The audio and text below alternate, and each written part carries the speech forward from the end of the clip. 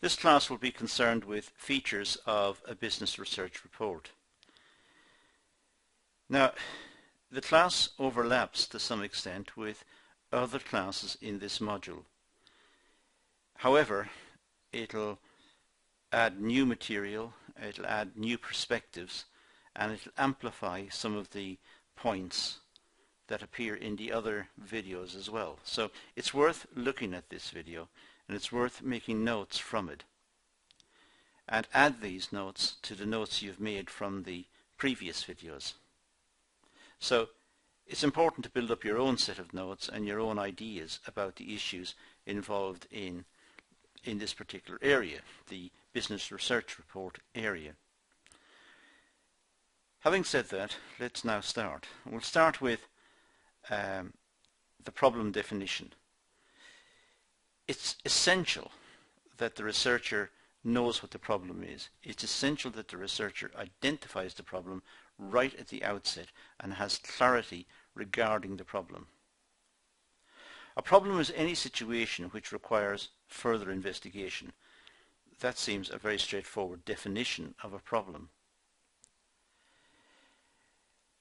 Research helps to refine the decision making. In business, research is used to facilitate decision making.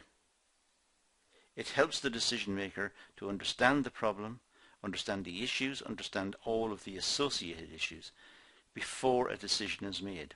And that is crucially important. Now, the problem definition, well, for a start, clear and precise and to-the-point statements of a problem provide clues for the solution. So it's important that the researcher and the business person understand exactly what the problem is before any work is done on researching it and then subsequently acting on the conclusions of the research. So the problem must be clearly understood. If it's vague or general or inaccurate statement of the problem, then confusion will arise, and the researcher can lead to wrong decisions. The conclusions of the research can distort the decision and lead to bad decisions being made, which can ultimately cost the company a lot of resources and even endanger the company. So very clear problem statements are required. Now let's look at the research objectives. Well, the purpose of the project is to facilitate decision making. In other words, help the decision maker to make good decisions, and also to reduce risk associated with the process of decision making. The decision maker faces risk, faces uncertainty if it's decisions relating to the future, which normally they are. And there may be many factors to be taken into account, and perhaps the decision maker may overlook some of those factors. Now, research puts everything into a document so that the decision maker has clarity with regard to the issues confronting him or her.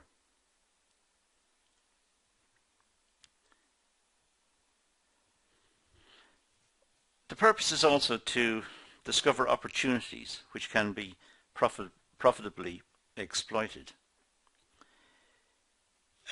Research is very good at looking at issues and turning what seems to be a problem into perhaps an advantage by looking at an issue associated with a product and by redefining the product, redesigning it, looking at it in a new perspective. Perhaps a new product could be generated, one which will more readily meet the needs of the customer and be more successful in the market.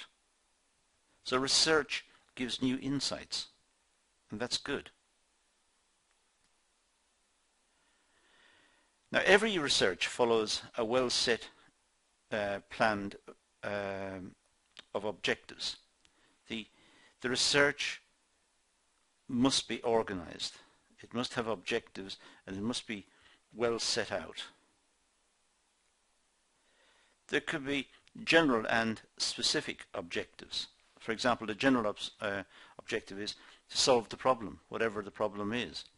But there could also be specific objectives. For example, looking at a particular aspect of the product to see if it could be redesigned. Now that could be a very specific task. So the overall research is looking at the suitability of the product in the market, and there's a specific brief to look at some particular issue associated with the product. Its functionality in some way.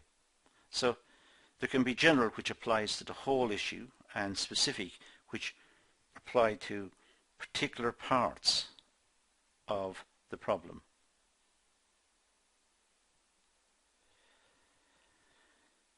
The research objectives should be stated as statements. It's important that the research objectives are clearly set out and clearly understood, because it's the research objectives that's going to drive the research. The research objectives have identified the problem, whatever the problem was. It has worked out the general problem that needs to be solved, and it's asking the researcher to look at some specific issues as well, and these are set out as statements. Now let's look at the background material. Include a review of any previous research or descriptions of conditions that caused the project to be authorized. So background material is, it's always good to look at previous research in the area. What problems occurred in the past and what solutions were found, and how was the research undertaken at that time. It's a good pointer for how to do it now. And examine preliminary results from a past piece of research and consult secondary data from various sources. Secondary data is available. It's been compiled by other people, compiled by the government, or compiled by trade associations or the Chamber of Commerce or whoever. So access to that material may be useful and much cheaper than trying to collect the information yourself. But examine the preliminary results from past pieces of research. That can certainly help to shortcut and cut costs on the current research, because it's possible to learn from the mistakes of the past. It's possible to learn from the way in which past research was conducted. Reference secondary data, definitions and assumptions. That's important. It's important to show where the data came from and whose definition it is and what assumptions are made. So it's very important to deal with that. And then there's methodology. Now the methodology is the method of the work, of the research. The methodology is the method. Methodology is the study of method. The methodology is the process that will be undertaken to collect the data. And the methodology may start with sampling design. It may be that it's looking at customer needs. Now, in which case it has to identify the population of customers, who are the customers, and then draw a sample. So how is that sample worked out? What is the research design? How will the sample be approached? Will they be approached with questionnaires or interviews or focus groups, or how will the sampling be conducted? Which is really an issue of data collection.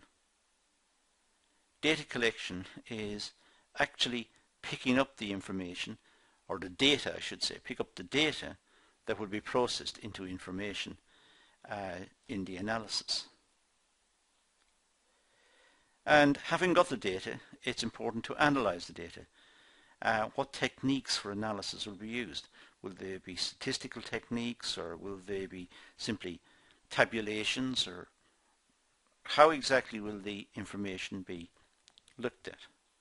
How exactly will the data be looked at, I should say, and converted into information? What are the limitations on this approach? What assumptions are made, and was the sample size large enough, and was there bias in the questions, and was it pre-tested? Was there a pilot survey to try and iron out any problems in the design of the questionnaire or of the interview questions? So what limitations were there in the whole exercise, and how will these limitations limit the findings?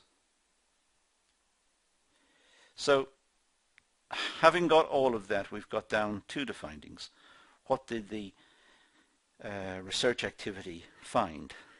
And then from the findings draw the conclusions. The conclusions are based entirely on the findings, on nothing else. The conclusions follow directly from the findings. And then move to the recommendations. The findings and the conclusions in particular, indicate what the recommendations of the research are. Put in appendices to show any materials that were collected and used that the reader would not normally be able to find or find easily. So explain any calculations in the appendices, any charts, any graphs, any technicalities, definitions, or so on. So put those into the appendices. And finally, include a bibliography of all the sources that were used. Now what we're going to do in the remainder of this session is to look at each of these very quickly, go through it, and just have a few words about each of them to see what they mean. And we're going to start with sampling design. Define the target population and the sampling method to be used.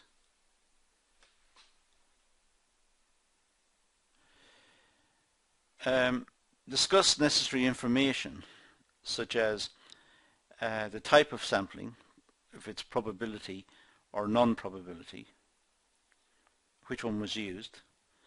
Probability sampling is seen as somewhat more scientific, more mathematical. Non-probability could be snowball sampling, asking friends to recommend their friends. Or it could be just simply someone standing on the street with a clipboard trying to pick up information. Non-probability sampling is biased, and that's the problem with it. It leads to poor results. The types of probability sampling, simple random or complex random, or non-probability sampling, say for example quota sampling or snowball sampling used. So it's important in the research to identify which one was used. Simple random sampling, the idea of every member of the population has an equal chance of selection, that seems to be the most scientific. That yields the best results, and there's a better chance of the sample being representative of the population when using that technique. The other techniques lead to bias. The factors influenced the determination of sample size and selection of the sampling elements. The sample size may be determined, I should say, by the budget. Perhaps the budget only allows a certain number of people to be contacted. And for that matter, the overall design of the sampling technique may be determined by the budget. If the budget is not extensive, then it's going to be cheap and the quickest method selected, but the quickest methods may not yield the best results. It's important to have confidence in the results and look at the margins of acceptable error. Say for example, it was a sample into customer needs and wanted to work out what was the average price that the customers would pay, would be willing to pay. Now draw a sample, and having worked out what the average price they'd be willing to pay, how representative of the population average price is that one? Do they correspond? And the chances are there's a margin of error, but make the margin of error acceptable. Make it so that it's not too wide. And it means that the calculation in the sample is useful.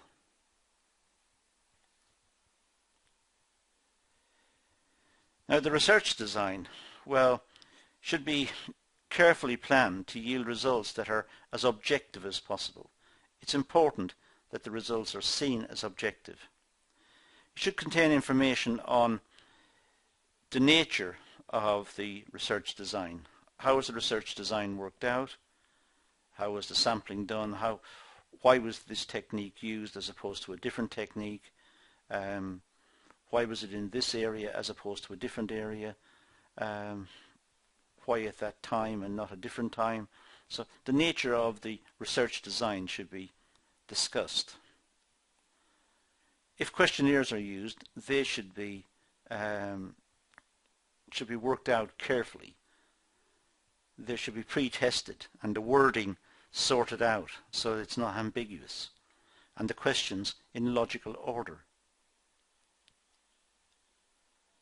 So there's an element for time should be spent on development and pre-testing of questionnaires.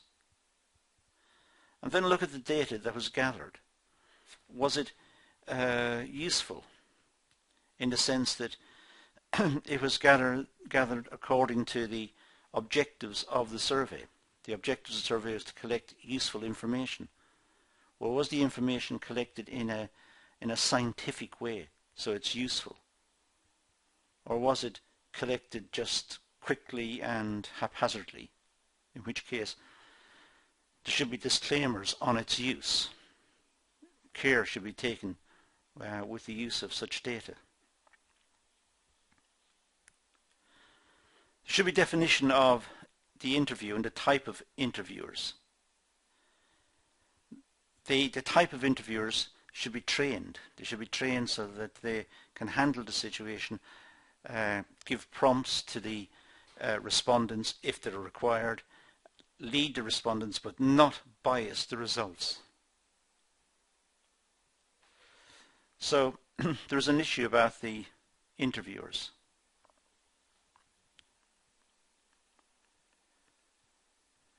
Sources, both primary and secondary, from which the data was collected, should be discussed. Primary sources of information in business are very valuable because they give a unique insight into a situation.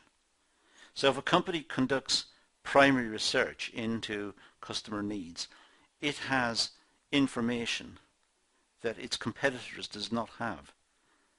Secondary information is available to everybody, so the competitors can get it the same as the company. But primary information has a uniqueness.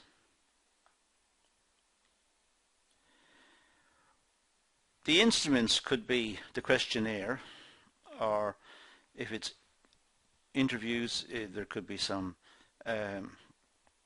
interview sheets that the interviewer records responses on. There may be scales trying to judge attitudes, for example. People have opinions about certain things. They like it a lot, or they simply like it, or they're neutral, or they dislike it, or they dislike it a lot. Now that's a 5-point scale, known as a Likert scale.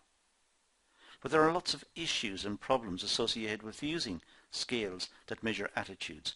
For a start, they don't really pick up on the strength of the preference. Somebody says, I dislike it. Do they dislike it a little or dislike it a lot?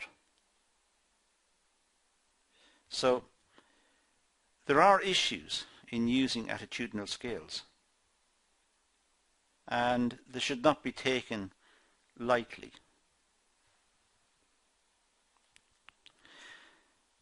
The designs of sampling, coding and methods of data input need to be discussed as well. How will the sampling take place, and how will the questions be coded, and how will they be analysed, how will they be input perhaps into a computer for analysis. But it does depend, of course, on the size of the sample and the complexity of the information that's sought. The whole strength and weaknesses of the exercise should be stated openly. What are the issues which weaken the exercise, distract from it? Perhaps the sampling method, or the budget didn't enable a large sample to be drawn, or whatever. What are the weaknesses? Then what are the strengths? What's the advantages of it?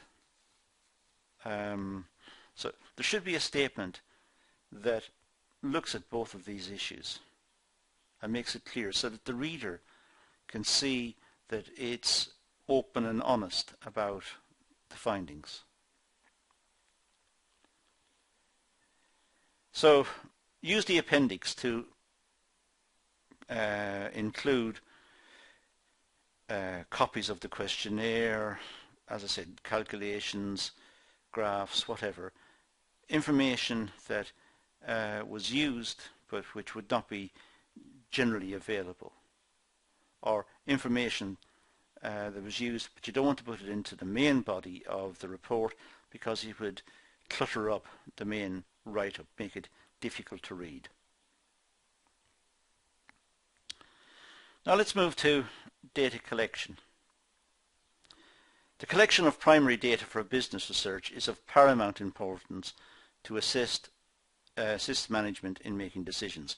As I said earlier, it gives a uniqueness to the business. It gives them an insight that they would not otherwise have, and also that their competitors will not have, because it would be primary data. Generally, information regarding a large number of characteristics is necessary to analyze any problem pertaining to management. The problem with management and business reporting is that everything is complex. Dealing with people and dealing with demand is complex. Dealing with people in the organization and their motivation is complex. Motivating management is complex. Staff selection is complex. So data collection, not surprisingly, is complex. So care must be taken when designing research in business to try and get around the complexities and design a research procedure that can work and that can yield valuable results. The collection of primary data requires a great deal of deliberation and expertise. So collecting primary data is not a quick exercise. If it involves surveying customers, the customers have to be identified. The population of customers have to be identified. Perhaps a sample has to be drawn from that. How is the sample drawn? How will the people be contacted? What will happen for people who are contacted but don't want to participate? And so on and so on. So there are many issues associated with data collection, and it's important that you're aware of these. It's not simply a matter of designing a survey and going out and doing it. It's far more complex. Now, data analysis, well, provides information on different methods used to analyze the data. So the data analysis section of a report simply states about how the information is analyzed, or how it was analyzed. And there should be a justification for the method that was used. There are many methods that could be used: statistical, tabulations, pictorial representations of data. Many methods could be used. So why was the one that was used, why was it selected? Why that one? Justify it. And it should justify it based on the assumptions, whatever assumptions it set out. It should be sufficiently adequate to reveal its significance, and the methods of analysis used should be appropriate.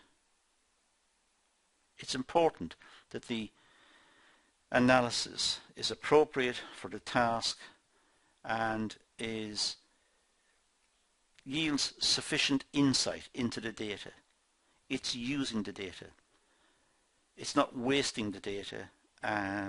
It's using all the data, and it's using all the data to give an insight into the research area. So nothing is wasted. The validity and reliability of the data should be checked carefully.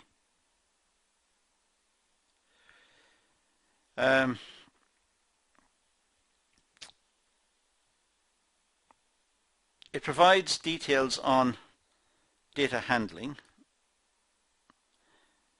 and groundwork analysis.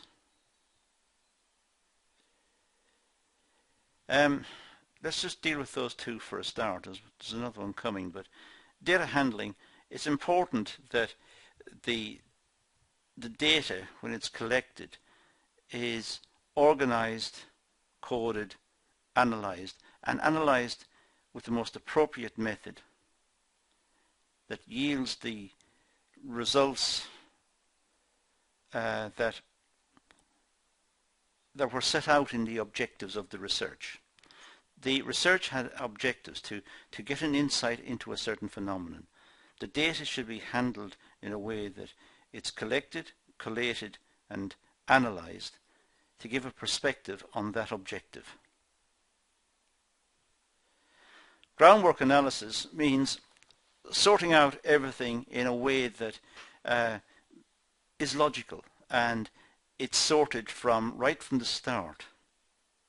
So the whole process is organized right from the time the survey is delivered, the information is collected, the analysis starts with the application of techniques, and it's worked through the analysis until outcomes are determined.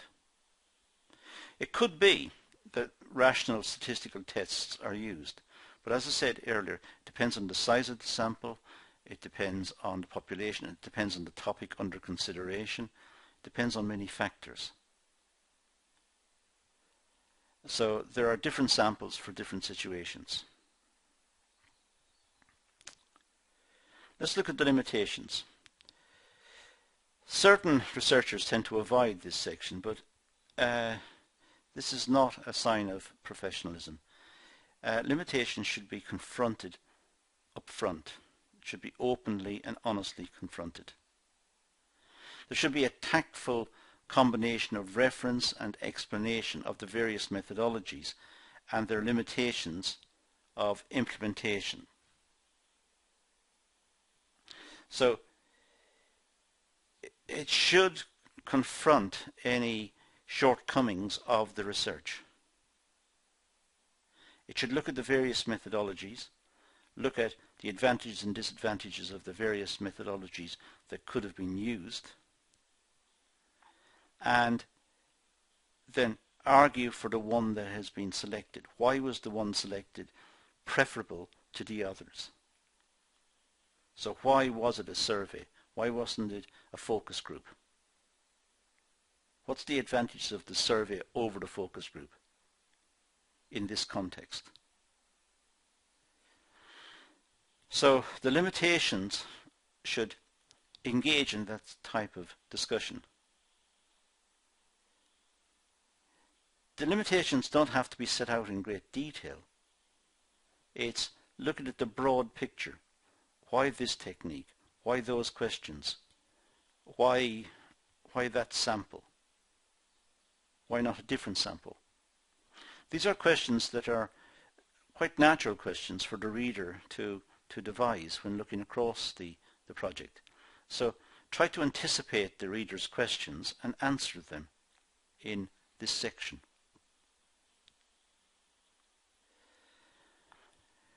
Now, the details of limitation do not detract from the research. In fact, you could argue the opposite. Details of limitations strengthen the research because it's more honest and it's more open, and the reader is made aware of the limitations. There's nothing being hidden away here. Everything's dealt with in the open. And in that sense, it acknowledges honesty and validity on the part of the researcher. And that's to the credit of the researcher. So limitations are a good thing. Now the findings. It's better to report one finding per page and support it with quantitative data. Depends, of course, on the nature of the project. It depends on the topic and the structure of the project and so on. But perhaps findings per one page is too extreme. Perhaps just make a paragraph about one finding and discuss its implications and how it was found in a separate paragraph. It's good to emphasize the findings, and that's why I say report one per page. But as I said, it's no hard and fast rule here, but findings should be emphasized. Maybe that's a better way of putting it. Emphasize the findings because that's what the whole exercise was about. It presents the relevant data but makes no attempt to draw any inferences. The findings are the findings. The findings, in other words, follow logically from the analysis. That's all they are. They are the logical outcome of the analysis. Don't try to interpret them or make any inferences about them. Just report them as the findings from the analysis. So it tries to form the patterns. It tries to explain the data, having gone through the analysis. The data has been refined by the analysis and turned into information, if you like. So the data has been converted into information via the analysis. Now, this information is the findings, and these need to be reported. And it may be that it's reporting patterns. It found a pattern of responses on the part of customers to changes in prices, or it found patterns amongst the customers to changes in the design of the product, or whatever. So it's moving in that direction. The findings may be charts, graphs, tables. If there are a lot of these, they may be used in the appendices and just the key charts put into the findings. But charts or graphs should be interpreted and should be explained as well. Don't leave it to the reader to try and work out what the chart or the graph or the table is trying to say. It should be done for the reader. It should be clear. Now, let's move to the conclusions. Conclusions are inferences drawn from the findings and should be directly related to the research objectives or hypotheses. So the conclusions are what come out of the findings. They are directly related to the findings. The conclusions can't be based on anything else. Basing it on something else would be wrong, because that did not appear in this project, in this research project. It's only the work of this research project that can yield the conclusions. So the conclusions are based entirely on the findings. Don't let the reader work on the inferences. Provide the inferences for the reader. Provide the implications of the research and the findings for the reader. Explain the significance of the findings. Explain what was found. Explain the limitations. All of that's been done. And indicate to the reader what's likely to be the outcome of this type of research. In other words, what did the research indicate? What was the outcome? What was the conclusion? Don't leave it for the reader to try and work it out. The conclusion should be justified by the data of the research and limited to those for which the data provide an adequate basis. So the conclusions should be based entirely on the data, and the data was processed by the analysis, by the analytical techniques that were used, statistical or quantitative or qualitative, whatever the techniques were. The data was processed by those, turned into findings, and the findings yield the conclusions. It has to be done that way.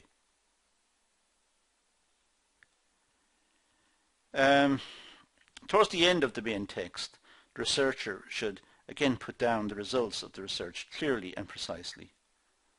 So stating the findings again is not it's not a bad task. This time make it more concise, make it just simple statements. This is what the research found, A, B, C, D, and just bullet point out these are the findings, and it brings back to mind what the findings were, and it's right at the end of the conclusions. So the conclusion is the final summing up. That's what ends the project. Now there can be recommendations. Recommendations may be corrective actions arising out of the research. The research may recommend that the company changes something, some procedure or some product, or it may recommend that the company develop some new product or change its price or enter a new market or whatever. So the recommendations, but the recommendations should be based on the conclusions. It should not be just idle speculations, something in the mind of the researcher, just dreamt up in the mind of the researcher. That's not right. It should be based on the conclusions. They should be based logically on the conclusions. And it should be in line with the results of the report. The recommendations should be explicit. Don't insert recommendations implicitly, just suggesting, but not actually coming out honestly and openly and stating what they are, just suggesting them or hinting at them. They should be made explicit. State the recommendations, and they should be based entirely on the conclusions. By the way, recommendations really only apply in the context of business reports and this type of very applied report, government report, or a particular report addressing a problem, which may have recommendations. Some reports may not have recommendations. They may just deliver the findings, and the recommendations are to be discussed at committee or amongst the management in the companies or discussed elsewhere, and they draw up the recommendations. So sometimes recommendations are included in reports and sometimes they're not.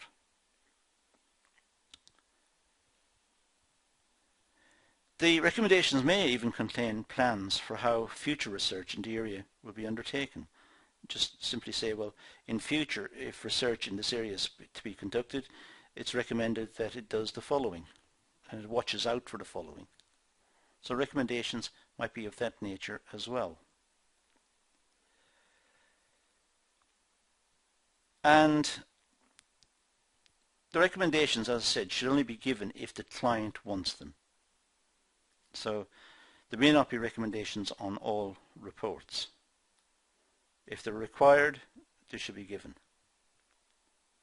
And it's important for the researcher right at the start to determine whether recommendations are required or not. Now let's move to the appendices. These, for a start, are optional. You don't have to have appendices, but they're not bad things to have. It's just a section of the report which contains information that the researcher found that was not necessary to the presentation of the findings or the conclusions, but it's information that the reader would not normally have access to, find it difficult to find, perhaps an article or clippings from the press or the questionnaire itself or some issues about the methodology. And these may go into the appendices and be referenced in the main business report. So typically it could include raw data, for example. It would be good to put that into the appendices, because putting the raw data into the main report would just clutter up the main report. Include any calculations. Again, calculations are not necessary perhaps in the main report. The report is more worried about the findings and the conclusions and the recommendations. So put the calculations into the appendices and reference them, and put in any graphs or charts or copies of forms that were used,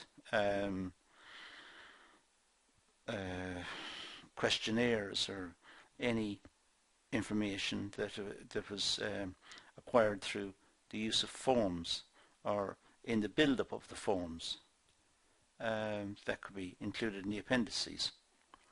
Any complex tables, for example, tables of information which would be too complicated to have elsewhere. If the research was conducted by many people in the field, give the instructions that were given to the field workers, to the researchers, to ensure that all the researchers were acting in unison. They're all acting in the same way. So there is no bias creeping in from variations in approach adopted by different field workers. Any quantitative material that would look inappropriate in the main text, quantitative material, just include it in the appendices and reference it.